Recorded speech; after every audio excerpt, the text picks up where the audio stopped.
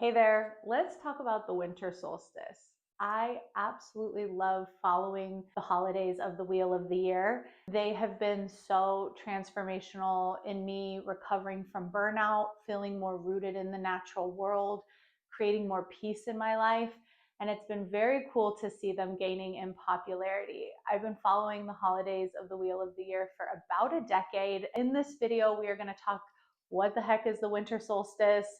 Why does it matter? If you're interested in starting to celebrate them, I will give you some ritual ideas to honor this time of year. And also some journal prompts will be in the description below. If you're interested about intentional living and becoming more of a conscious consumer and just like slowing down the churn that is our normal lives that can cause a lot of people burnout. I know it caused me a lot of burnout, and you just want to take back some of your time, live with more intention, I would love if you subscribe to this channel. I love talking about all those things, sharing, learning, growing together on this journey, and following the holidays of the wheel of the year have been a cornerstone in my recovery from burnout. Let's start with, what is winter solstice? Why is it maybe popping up in your feed today? The winter solstice for the northern hemisphere is the night of December 20th into the 21st. Those 2 days hold the energy of the winter solstice. Now, if you're in the southern hemisphere in December on 2021st, you're actually experiencing the summer solstice. I'm going to talk about a northern hemisphere perspective because that's where I live in Joshua Tree, California. And we are in the winter solstice is marked by the longest night of the year, the shortest day of the year.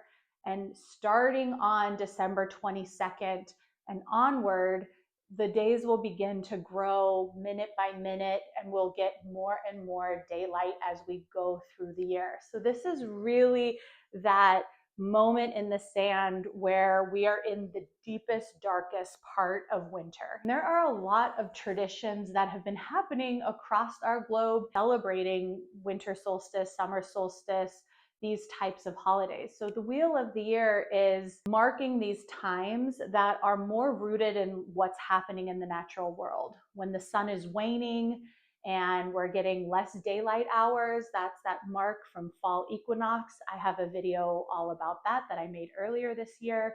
Now we're in the darkest part of the year, that's winter solstice. We'll start to grow in light as we get our way to spring equinox in around March, April time, and then we'll find ourselves in late June, which will be summer solstice. And then we'll work our way around the calendar. Follow this energy of the seasons, and it can really map out and root us into feeling more connected into what's happening in the natural world. And it's not just grind, 9 to 5, every single day is the same, because every single day isn't the same.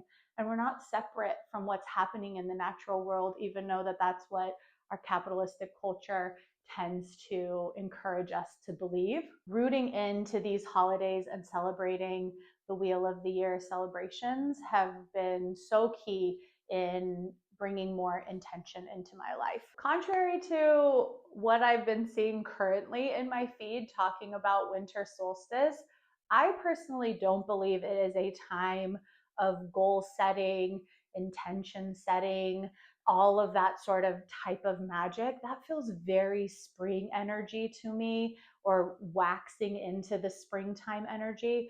I really take this time in winter solstice. I think the medicine of winter solstice is sitting more in the darkness.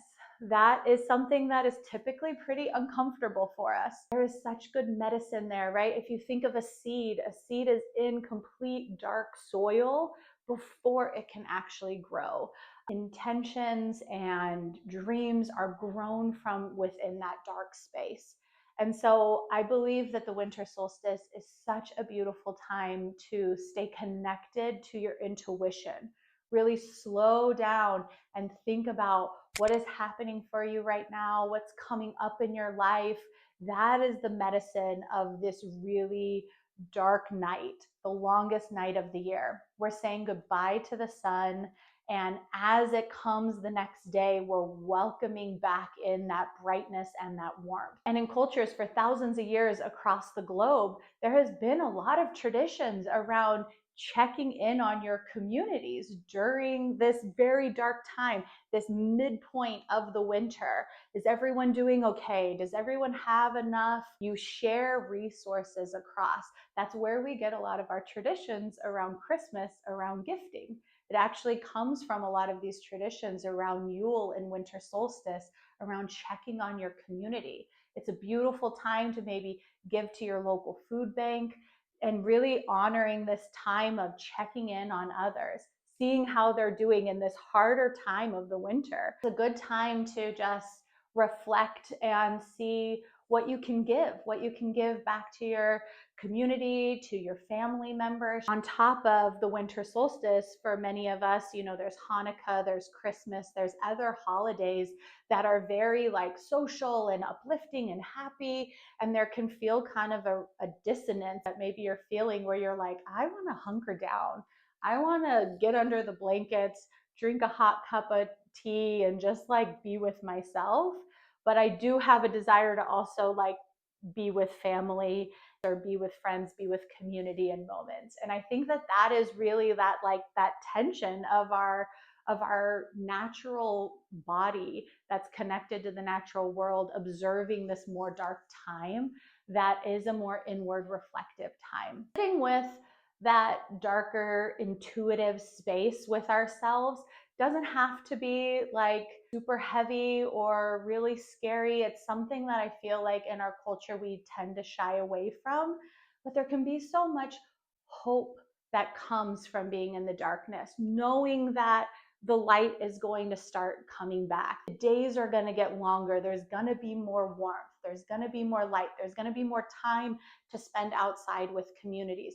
There's a lot of hope for the future that we hold in this time of winter solstice that keeps us looking forward to the next day, the next month, the next year ahead. This coming weekend on the winter solstice, with that intuition times, I will be eating some dark chocolate, making a hot cup of tea, and journaling by candlelight. I will leave journal topics in the description box below for you to check out. This is really a time to think about like what's coming up for you right now.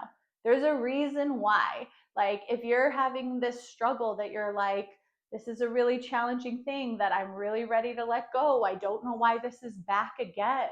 It is coming up because there's more space to sit with it. There's more time if we allow ourselves with these extra hours of darkness that we're getting every single day to sit with our intuition, to sit with the lessons that we've learned. Also, the winter solstice is the exact halfway point across that wheel of the year from the summer solstice. So summer solstice and winter solstice are exactly on the opposite ends of this wheel. On winter solstice, I like to think about what was coming up in my life in June, late June, when the summer solstice happened. How have I changed since then? How have I grown? What lessons have I learned? What awesome things have I accomplished? What am I still challenged with, working on? Because there's this chunk of time that we've been able to do that type of growth. And it is a mirror image, the summer solstice and the winter solstice. The brightest, longest day is summer solstice, and the darkest, longest night is winter solstice. And so they're pairs of each other, they're mirrors of each other. And so during this time, I like to get back in my time machine and think back to June. So that might be a helpful reflection for you in this winter solstice energy. Let's move into some rituals. So if you are excited about learning more about the wheel of the year and how to celebrate this time because it feels more in alignment with what you're seeing in the natural world and you want to bring some of this magic into your life, that makes me really excited for you because I know it's been so transformational in my own life.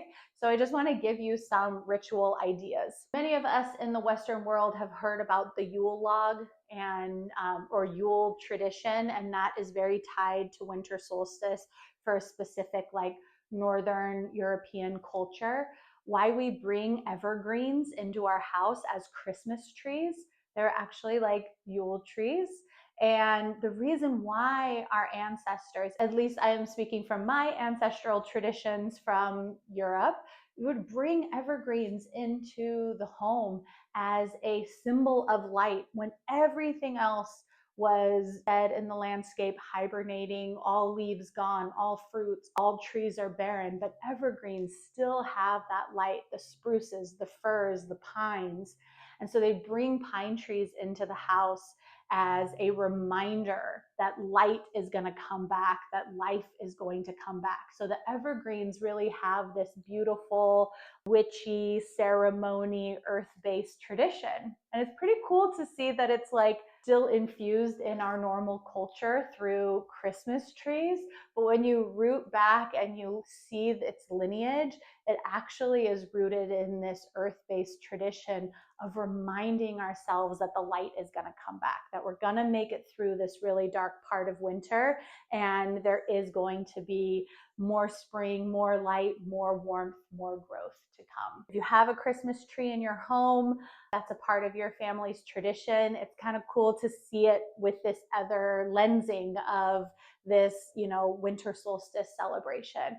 I bring a fresh Christmas tree into our house, a Yule tree, a solstice tree, whatever you want to call it. And I'll clip some branches off of the back. And on the night of solstice, I will use them to smoke cleanse the house, smoke cleanse myself, open up some windows, bring in some fresh energy. There's a lot of things and issues around like using a bunch of sage and Palo Santo and stuff like that. But like pine is a beautiful way to smoke cleanse, or rosemary if you have a rosemary bush in your yard. So that is a beautiful thing to do as the sun is setting on solstice night. I also make it a point and really encourage you to, wherever you live, in the city, in the desert, in the mountains, on the beach, wherever it is that you live, to take in the sunset on winter solstice, to watch the sun go away and the day transition into the dark. Be outside if you can, or on your balcony, or at least take it in through a window if that's what you have available to you. And really just like sit with yourself, sit with some of those journal prompts below, and take in that darkness and see it come, and see what kind of intuition and what kind of knowing bubbles up in you as you're taking in that sunset. Once the sun has set on winter solstice night, I don't turn on any lights in my house. That's a fun way to honor the dark if you want to try that as a part of your ritual. Every witch loves her candles, so lots of candles. And this is when you can like do some of those journal prompts, enjoy a candlelit dinner. I still like plug in my lights on the Christmas tree or my solstice tree and stuff like that. Like make it what it makes sense for you, how you can honor this holiday for you. I think it's really important as we descend into more magical like teachings, and you learn from the ancestors and the wisdom keepers before you, but you also allow yourself to make it your own. What makes sense for you, what feels right for you. So I love to leave all the lights off once the sun has set on solstice, only using candlelight, getting to bed at a much earlier time, allow myself to rest, to sit with my intuition. And then when you say goodnight to the sun and you're saying goodnight to the darkness, it is a beautiful time to leave those hard lessons behind. You give them to winter solstice, you give them to the energy of the earth, and you're like, I am done with that pattern.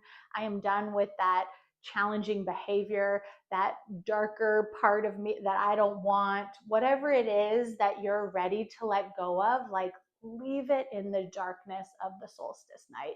It can take it. You can leave it behind. And that is a beautiful part of an intention when you say goodbye to the sun that night, that you're saying goodbye to that behavior, to that habit, to that pattern, whatever it is you're ready to release. It is like such a powerful night to do that. And the next day, when you wake up, to go outside and greet the sun. It is like a time when people are like, we've made it through the longest night of the winter. Hurrah, we're going to make it to spring. Like we're going to keep growing, keep going. And so when you greet the sun the next day, if you can look out again your window, go outside, take in some of that morning light, feel that newness, feel that part of you that you said goodbye to, that you shed away, that you left behind in the darkness of the night. Like, feel it, feel the space there of it being gone.